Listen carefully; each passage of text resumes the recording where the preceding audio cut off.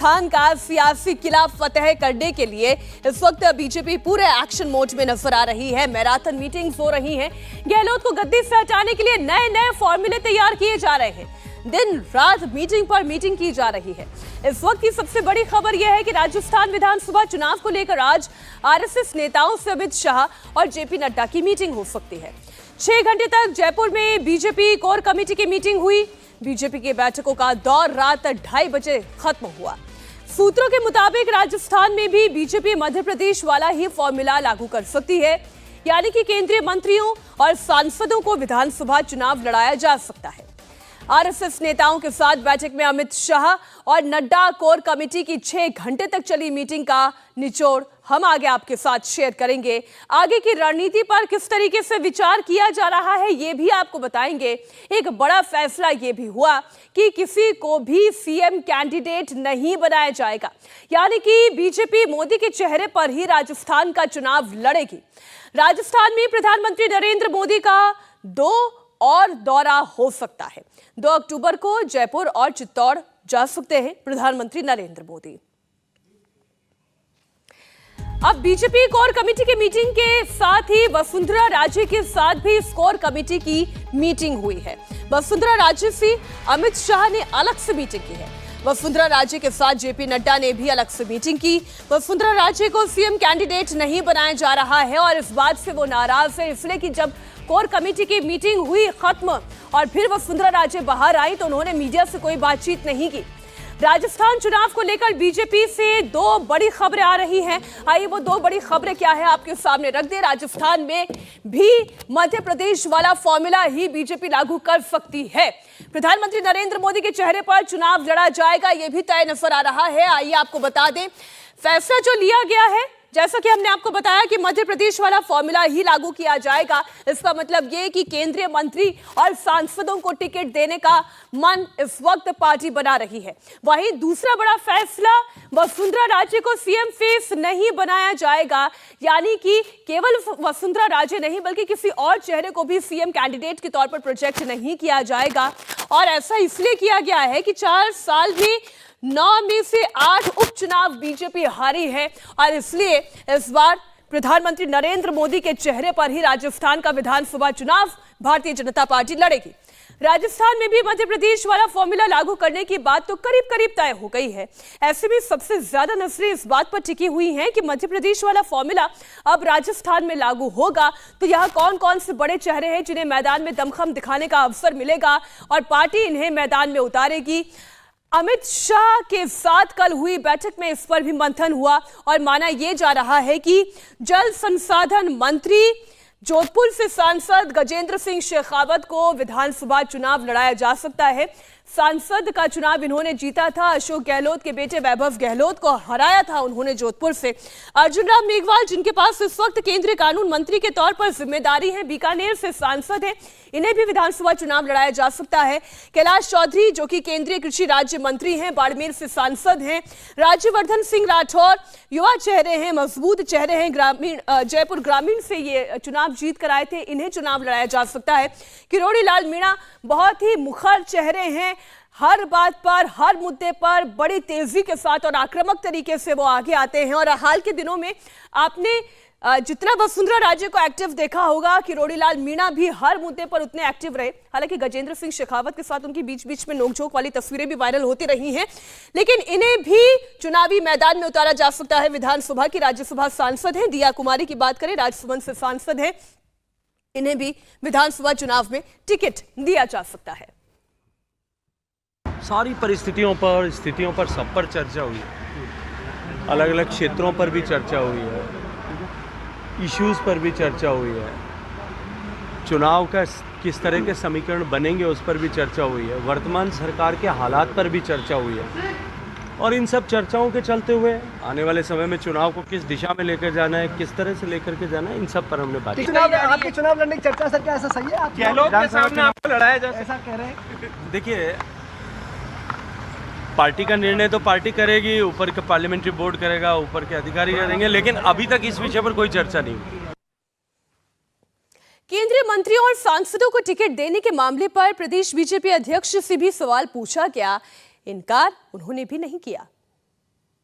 जिताऊ सांसद है और जीत रहा है और अच्छी सीट ऐसी है जो सांसद के लड़ाए जाने से जीती जा सकती है, तो इस पर विचार किया जाएगा। देखिए, पार्लियामेंट्री बोर्ड क्या निर्णय करता है। मध्य प्रदेश में इस प्रकार के निर्णय हुए हैं, राजस्थान में होते ही नहीं होते ये। तो चेहरा प्रधानमंत्री से निश्चित रूप से कोई विशेष चेहरा राज्य से नहीं होगा।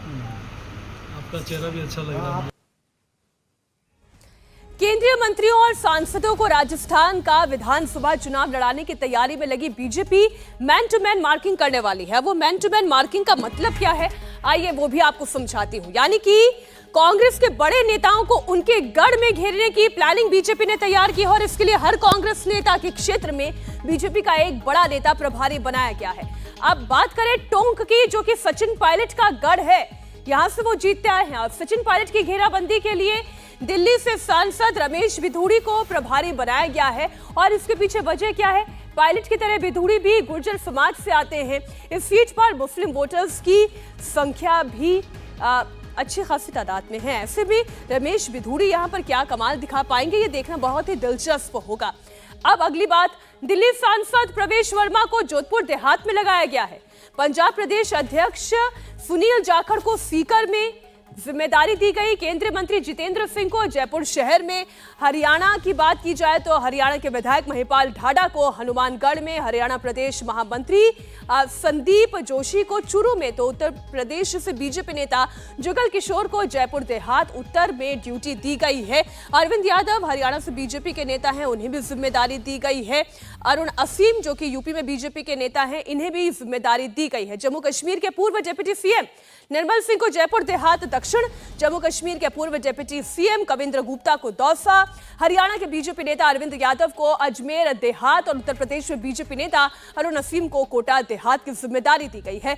इसे कहते हैं man to man marking. BJP ने इस तरीके से तैयार की है कि कांग्रेस के बड़े नेताओं को बीजेपी के बड़े नेताओं के द्वारा घेराबंदी की जा सके। बीजेपी चुनाव की तैयारियां जोर शोर से कर रही है, तो कांग्रेस भी पीछे नहीं है। मुख्यमंत्री अशोक गहलोत चुनावी यात्रा पर निकल गए हैं। जयपुर से शुरू हुई यात्रा 9 दिन के बाद जैसलमेर में खत्म होगी। बीच में 17 जिलों में रुककर अशोक गहलोत लोगों से संवाद स्थापित करेंगे। इस यात्रा में मुख्यमंत्री 3160 किलोमीटर का सफर तय करेंगे। यात्रा को गहलोत ने मिशन 2030 यात्रा नाम दिया है। वो लोगों को बताएंगे कि 2030 का राजस्थान कैसा होगा। यात्रा की शुरुआत जयपुर से हुई। इस कार्यक्रम में उन्होंने मिशन 2030 का कर्टन रेजर जारी किया और इसके बाद अशोक गहलोत ने दावा किया कि इस बार चुनाव में राजस्थान में सरकार बदलने वाला रिवाज टूटेगा। गहलोत ने कहा कि सरकार बदलती है तो लोगों को नुकसान होता है।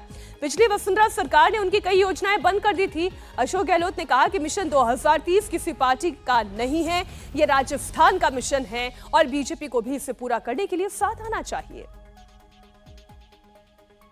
चुनाव आ रहे हैं। चुनाव में वैसे तो माई बाप को जनता होती है, आप लोग हैं, सरकार किसी बनेगी आप लोग याद जानते हो, पर माहौल ऐसा बन गया है कि अगर मैं किसी कहता हूँ सरकार आ सकती है, अगर नहीं आ रही है,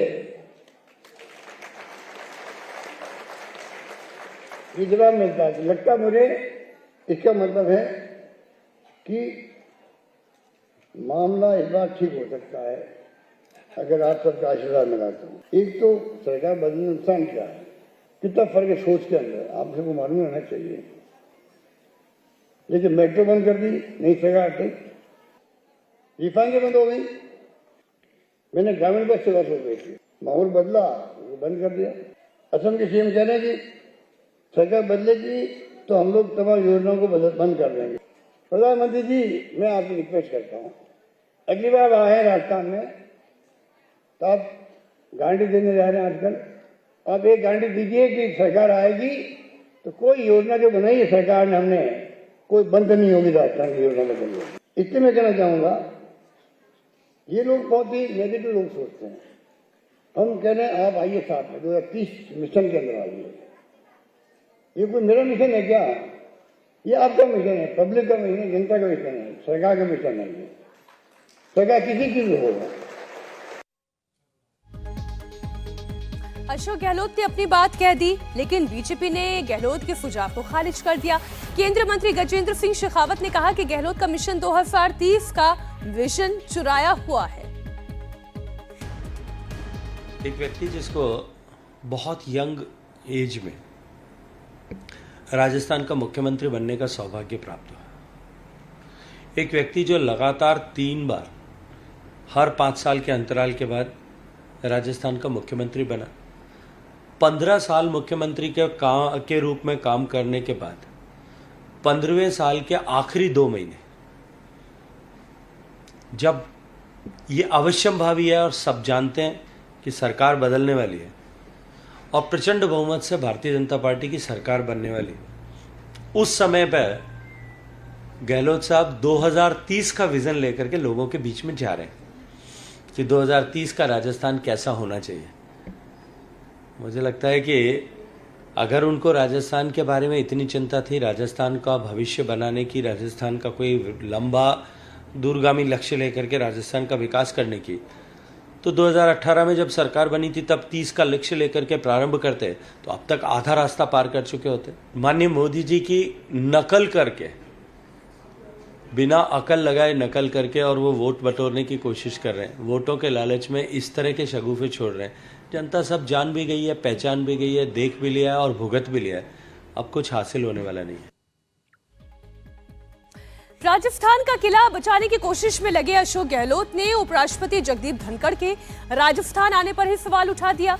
अशोक गहलोत ने कहा कि चुनाव के वक्त धनखड़ बार बार राजस्थान क्यों आ रहे हैं। उन्होंने कहा कि वैसे तो वो संवैधानिक पदों पर सम्मान करते हैं, लेकिन चुनावी समय में उपराष्ट्रपति के दौरों के पीछे कौन है, बात उन्हें भी समझ में आ रही है और जनता को भी। उपराष्ट्रपति जो अप एंड डाउन नहीं कर रहे हैं और उपराष्ट्रपति 5 जगह जाएंगे, आज 5 जगह एक ही नहीं कर रहे, 4 हेलीकॉप्टर 5 जगह दौरा है आज एक दिन के अंदर। बता दीजिए आप।